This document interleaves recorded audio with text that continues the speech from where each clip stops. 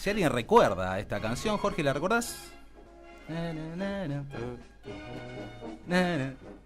del puente sobre el río Guay, ¿no? Exactamente, Sí. amigo.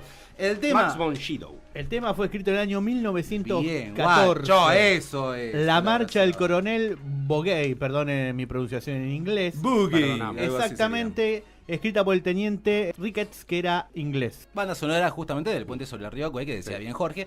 Bueno, amigos, se ha cumplido 100 años de la Primera Guerra Mundial y que ha desatado, digamos, muchos le engloban la Primera Guerra Mundial entre lo que fue 1914 y 1945, digamos, como una Primera Guerra Mundial que desató una serie de cosas que terminaría un conflicto en general que sumaría a las dos guerras. Claro, con un periodo de entreguerras de 20 años. Y por ahí donde hablamos ayer, donde los protagonistas de la Primera Guerra están en la Segunda Guerra. Exactamente, Winston Churchill. Perdón, aquellos que participaron en la Primera Guerra son protagonistas en la Segunda. Así es, Winston Sí. Churchill, Hitler. Mussolini, Hitler, Hitler. Charles de Gaulle, por decir 4, ¿no? De manual es decir que la guerra comenzó el 28 de junio de 1914, fue el hecho que desencadenó la guerra cuando un joven perteneciente a la joven Bosnia, un militante de la joven Bosnia, hablemos, ¿no? Joven Bosnia, quería el paneslavismo, la unión de los eslavos del sur, junto a Mano Negra, que eran unos militares serbios, asesinaron al archiduque Francisco Fernando, que era el candidato el heredero del trono de la casa, bueno, los reyes de Austria, del imperio austrohúngaro. Sí. Salzburgo. Pero fue un poquito más complejo cómo se deriva en la Gran Guerra o Primera Guerra Mundial, porque si no, eso, listo, se enojaron, un serbio mató y listo. Bueno, pero lo más loco es que te la enseñan de esa manera. Hay que poner todo un contexto que tenemos que ir a la segunda mitad del siglo XIX, ya con la segunda revolución industrial, donde empieza a utilizarse el acero, las nuevas tecnologías, el petróleo. Y esto lo digo porque creo intentar dar una idea que todo va a estar relacionado. Recordemos, entre el año 1870, 1880, todo ese fin del siglo XIX es lo que se denominó en Europa la Belle Époque. Empezaba a ser fuerte el positivismo, el cientificismo. Sí, digamos. Había un montón de avances sociales, culturales, políticos, pero a su vez este periodo de paz no era una paz como la que se supone que era el nombre, una bella época, sino que era una paz armada, porque con todos estos avances tecnológicos que dije antes de la Segunda Guerra Mundial, empezaron las grandes potencias, estoy hablando de Alemania, estoy hablando de Inglaterra, en aquel momento todavía la primer potencia mundial, Estados Unidos un poco más rezagado, Japón, el Imperio Austrohúngaro, a rearmarse. Y empiezan todo el sistema de alianzas, que son después los dos bandos beligerantes que van a enfrentarse entre el 14 y el 18. Y hay también una cuestión muy importante en ese periodo, que es cuando el capitalismo se hace imperial, como lo definió Lenin. El imperialismo, la etapa superior del capitalismo, cuando empieza a ir a las colonias. En la conferencia de Berlín, entre 1898 y 1899, se reparte África. Y ahí ya es cuando, como decía antes, el capitalismo se empieza a expandir, porque no tiene la posibilidad de la generación de producción, tiene que ir a buscar nuevos mercados. Recordemos, la División Internacional del Trabajo se había dado ya 20 años antes. Exacto, Hablo de países productores de manufactura, de materias primas y países de materias primas que a nosotros, obviamente, Argentina o en ese momento... Manufactura, obviamente. materia prima. Y hoy en día seguimos con la soja, cambió la materia prima, pero seguimos siendo productores de materias primas, no de productos elaborados. En todo este contexto empiezan las alianzas militares. Va a estar por un lado Rusia, Francia, Inglaterra, por el otro lado Alemania y el Imperio Austrohúngaro, y van a haber una serie de acontecimientos, ya digo, una cuestión más fáctica, que sí, el detonante va a ser el asesinato del heredero de Francisco. Exacto. Fernando. Franz Ferdinand. Exactamente, por eso, ¿no? Aclarar, porque si no, digo, la Primera Guerra Mundial empezó porque vino uno, le pegó un tiro a un heredero al trono y se mataron 13 millones de personas. Sí, había claros intereses económicos, había imperios, o sea, había una disputa por el poder y por un nuevo nuevo orden. Todo orden. es económico. Y por un nuevo orden mundial que de alguna manera también sienta las bases de lo que vendría después. Vos fíjate, comienza la guerra ¿Qué estamos escuchando de fondo? De fondo estamos escuchando, si no me equivoco, It's a Long Way to Tipperary. Quien no me entendió, obviamente ni yo me entendí. Es un largo camino a Tipperary. Exactamente. Jack Jude y Harry Williams, una canción irlandesa cantada por el ejército británico allá por 1912. Exactamente. No, bueno, y cantada obviamente Era durante la homenaje, guerra, pero la canción es 1912. Era un homenaje que hicieron uno de los autores de la canción a Tipperary, que es la ciudad de donde él provenía cuando fue a pelear al frente occidental, en este caso, como soldado inglés. De los acontecimientos que nombraba, y tiene que ver con África, están las dos crisis en Marruecos, en Tánger y en Agadir, en 1905, 1906 y 1912. Sí. Recordemos que estaba Bismarck todavía en ese momento, estaba Guillermo II. Alemania llega un poco tarde al reparto de las colonias y siempre quería ganar territorios en África. Cuando hablo de colonias estoy hablando propiamente del continente africano. Creo que tenía 3 colonias nada más. África y muchos más tenían Francia y obviamente supuesto, sí. Inglaterra, que ya tenía la India. Era colonia ya desde 1600 y monedas que no me acuerdo exactamente. Después tenemos las crisis balcánicas. Lo que ahora es Serbia, Croacia, Montenegro, Bosnia-Herzegovina, lo que fue la Federación Yugoslava, que se desintegró en la Guerra Civil en el 91, era en aquel momento la Liga Balcánica y formaban parte del Imperio Otomano. Lograron la independencia en 1878, 1879, pero había todavía sectores de los territorios que quedaban dentro del Imperio Otomano.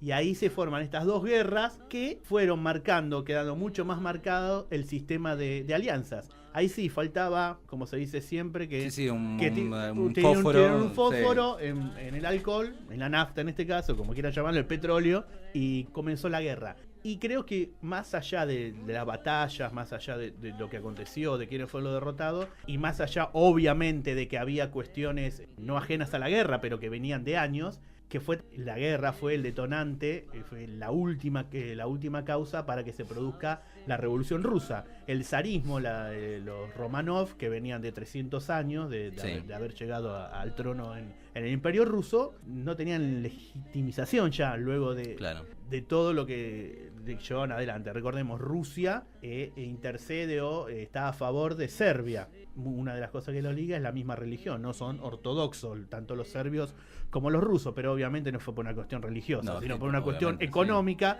porque Rusia quería una salida al Mediterráneo y lo iba a obtener si tenía hegemonía en los Balcanes. Fue uno de los postulados obreros, ¿no? En ese momento, o sea, no vamos a ir a la guerra capitalista.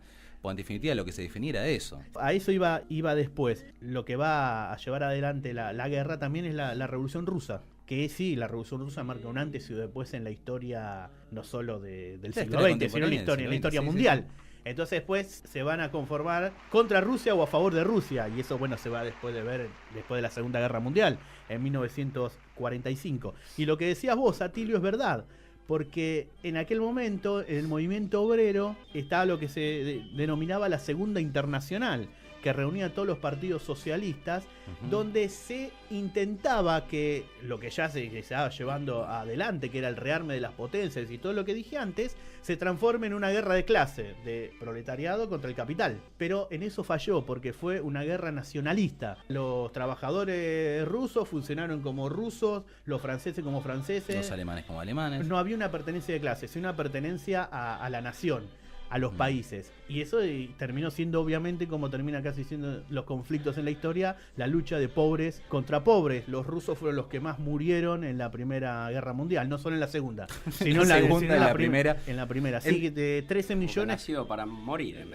Murieron como 5 millones de rusos en el frente oriental. Lo que te iba a decir, de la Primera Guerra, ¿no? Y que sienta las bases para una Segunda Guerra, sobre todo por los tratados de rendición que firma Alemania. Sí, el Tratado de Versalles, los hacen bolsa. Justamente, ¿no? Que los dejan hecho bosta. Sí, a ver, no se puede entender la Segunda Guerra Mundial sin haber entendido las consecuencias. Es una de las consecuencias de la Primera Guerra Mundial, porque como decía Jorge, el Tratado de Versalles, luego de la derrota de Alemania la declararon como la única culpable de la guerra, le puso exigencias que eran monstruosas, económicas, lo desarmaron, tenían 100.000 soldados, le desarmaron la marina mercante, no tenía marina de guerra. Fue tremendo parecido lo que hicieron con Alemania, y eso lo había dicho John Maynard Keynes antes de morirse. A este paso va a ser muy difícil que Alemania sobreviva. No le daba la producción más allá de la cuenca del Ruhr y de la Selva Negra, no le daba la posibilidad de poder pagar lo que estaban exigiendo. ¿Qué pasa? Francia e Inglaterra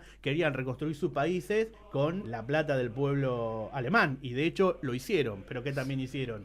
Fue el huevo de la serpiente donde surgió el nazismo y el fascismo había surgido antes en Alemania. La película El huevo de la serpiente es de Bergman. Bergman, que trabaja David Carradine. Ingmar Bergman. Es una película extraordinaria sobre lo que es el momento de la República de Weimar. Claro, en el momento de la República de Weimar, que habíamos escuchado un tema hace un rato, ¿no? De Lili Marlene, que es una canción alemana inspirada en el poema del soldado Hans Leib, escrita por Norbert Schulz y cantada por Marlene Dietrich. Si no me equivoco, que también durante ese periodo de la República de Weimar, lo decíamos ayer en un programa imaginario, bueno, y hubo una buena producción filmográfica durante la República de Weimar, lo poquito que hubo. Se hizo popular la canción en la Segunda Guerra, pero viene ya de la primera, está basada en los hechos de la primera. ¿Cuáles fueron los ganadores reales de la Primera Guerra Mundial?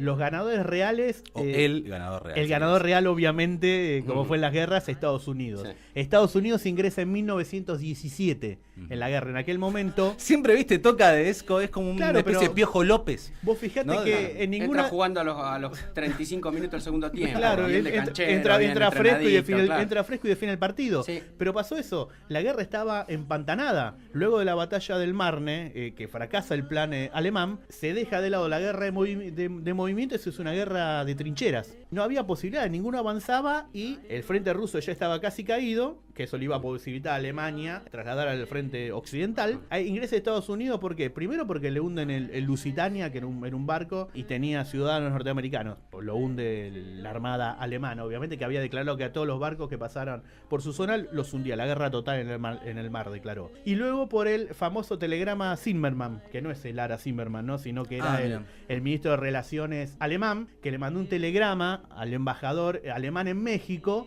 para que contacte al gobierno mexicano, que hoy en día parece una locura, hacer una alianza para que México invade Estados Unidos y recobrar toda la zona que le había sacado a los norteamericanos. De Nueva México, Arizona. Claro, Arizona, toda esa parte. No llegaba hasta California. Ahí frenaron los alemanes. Todo eso fue utilizado por Inglaterra para que Estados Unidos ingrese en la guerra y fue decisivo porque gana la guerra, lo que fue la Triple Entente, los aliados. El tema es por qué Estados Unidos es el ganador de la guerra. Primero, porque no tuvo ninguna destrucción en su continente, en su país. Siempre. Obviamente. Después, porque se convierte, no tanto como en la Segunda Guerra, pero empieza a convertirse en que el que da préstamos a todos los países que se tiene que... Fórmula que utiliza después. Sí, obviamente, y es más fuerte luego en la Segunda Guerra, porque impone el orden en la Segunda Guerra. Acá le sirvió económicamente, aunque después vino la crisis del 30 y explotó como todos los países. Pero le sirve. Siempre hay una Segunda Guerra que te cae a recuperar, ¿no?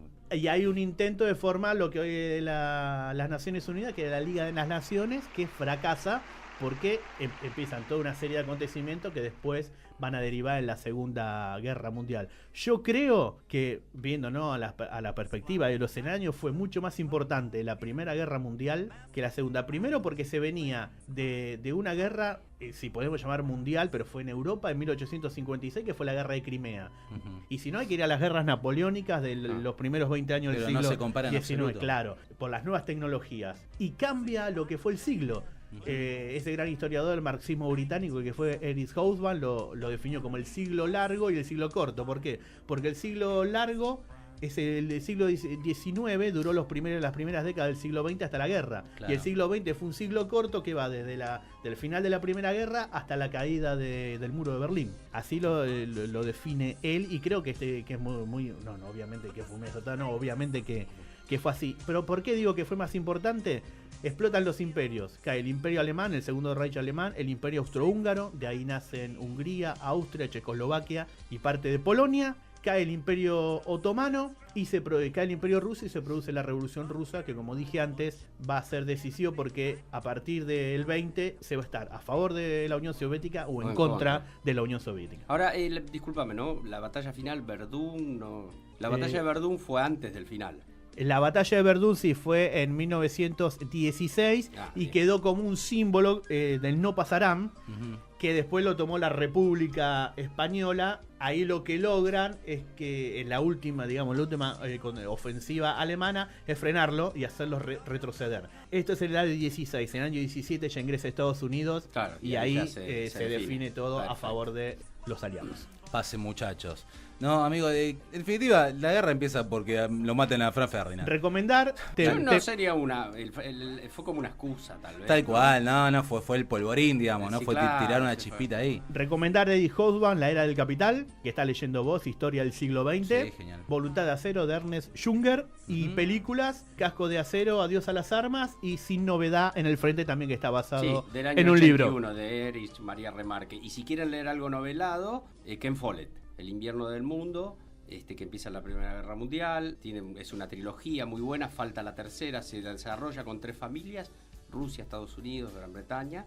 Primera Guerra Mundial, Segunda Guerra Mundial y Guerra Fría, que todavía no salió el tercero, te los comes. Son libros de 1300 páginas, pero te los comes. Amigos, en 1914 entonces matan a Franz Ferdinand. Definitiva, perdón que insista, pero es que vamos Sí, con el lo tema, mataron, vamos con el tema de Franz Ferdinand, obviamente. pero no lo había Esto matado. es The Dark of the Matinee.